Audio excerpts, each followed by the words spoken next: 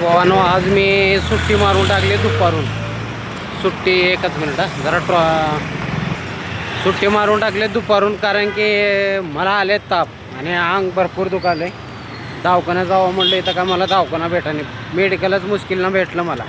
आता हे मी टोटल 8 गोळ्या घेतले, म्हणजे हे 4 आणि हा अशा प्रकारचे 4 गोळ्या घेतले. उगा अंदाजे सांगा बरं हे 8 गोळ्यांचे किती होतील पैसे. मला त्यांनी घेतले 30 रुपये, म्हणजे मला चांगलाच अनुभव आहे. ह्या गोळ्यांचा रेट किती होईल. आता ह्या गोळ्या मी दुसरीकडे घेतलं असतं कमसे कम 50-60 तरी मिनिमम घेतलेच असते. तर हेच आहे गोळ्यांचा रेट. काय मेडिकलवर जास्त असते, काय मेडिकलमध्ये कमी रेटनं भेटतात एकदम इमानदारीनं.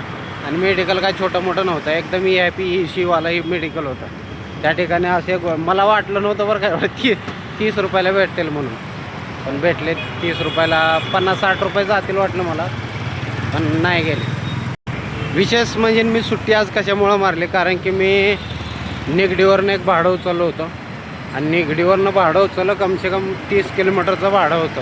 आणि ते 30 किलोमीटर कुठं आपलं काय म्हणतात ते तिकडं काय तळेगाव दाभोडी, त्याच्या पलीकडं किती फार डोंगरात गेलो मी. तिथून एमटी आलो, माझा दिमाग खराब झालं. आणि त्याच्यामध्ये कसं माझं CNG पण संपलं. एवढ्या ठिकाणी मी फिरलो CNGसाठी, कमसे कम 4-5 ठिकाणी मी फिरलो. प्रत्येक ठिकाणी मी आपला व्हायचं आपलं जायचं, CNG बंद. एका ठिकाणी तर CNGला नंबर लावून थांबलो आणि ते बरंच 20 मिनिट थांबल्यानंतर जवळजवळ गेल्यावर त्यांनी म्हटले CNG संपले, बंद CNG. मग तिथं बी आपलं टाईम वेस्ट झालं. त्याच्यामुळं माझं दिमाग खराब झालं. फायनली मला निगडीमध्ये एका ठिकाणी गेलो, तिथं बी बंद होता. मग आकुर्डीला मला भेटलं, तिथं CNG भरलो आणि 100 रुपयाचं तिथून वाकडचं बुकिंग उचललो. राईटमध्ये माझं अंग तर एवढं भयानक दुखतंय आणि ताप पण आले. मला जायचं होतं खरं तर दवाखान्यात, पण जाऊ दे म्हटलं आज गोळ्या घेतो, बघू आराम वाटलं तर ठीक आहे. आता जेवण वगैरे करतो आणि झोपतो राईट.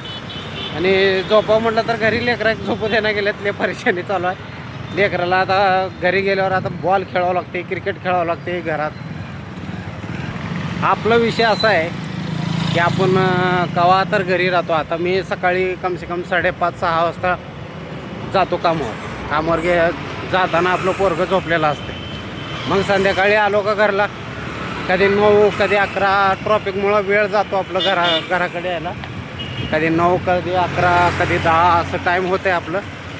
पण यायच्या अगोदर पोरगं झोपून जाते. मग पोराचं ना आपलं होते कधी मध्ये घाट भेट, नाहीतर नेहमी झोपलेलंच असते. आपण कामावर जाताना झोपलेलं, कामावरून घरी आल्यावर झोपलेलं.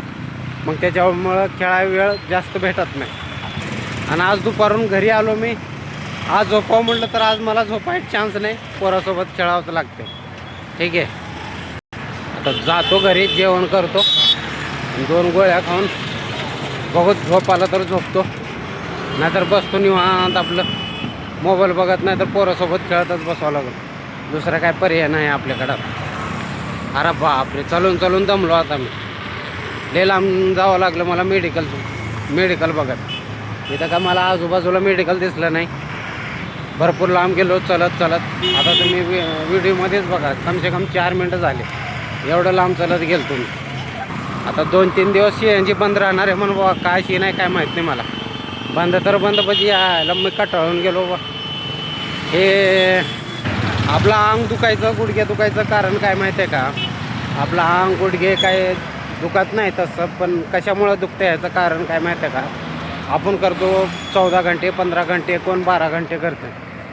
आणि आपण 14-15 घंटे काम करणारे माणसाचं अंग लय दुखते. कशामुळं दुखते, कारण की असं नाही की 14-15 घंटेमध्ये आपला धंदा भरपूर होत नाही, तेवढंच होते. पण आपण सकाळी 5 वाजता गेलो तर काही ठिकाणी असं होते भाडं पडतंय का, काही ठिकाणी लवकर भेटते, काही ठिकाणी भेटत नाही. त्या 100-150 रुपयाच्या भाड्यासाठी वाट बघत बसण्यात आपला टाईम वेस्ट जाते. त्याच्यामुळं आपल्याला 15-16 घंटे लागतात. हे असं कारण आहे. तर ठीक आहे मित्रांनो, आपल्या हॉटेल लाईनची लाईन आता सुटून गेली. आता आठवण यायला लागली मला, पण बरं आपला स्वतःचा धंदा. फक्त एवढंच की मला हप्ता जड चालला आहे. हप्ता राहिला नसता का मी राजा माणूस राहिला असतो बरं का. राजा माणूस निवांत त्याच्या बायला नेऊन आपला धंदा भला आहे.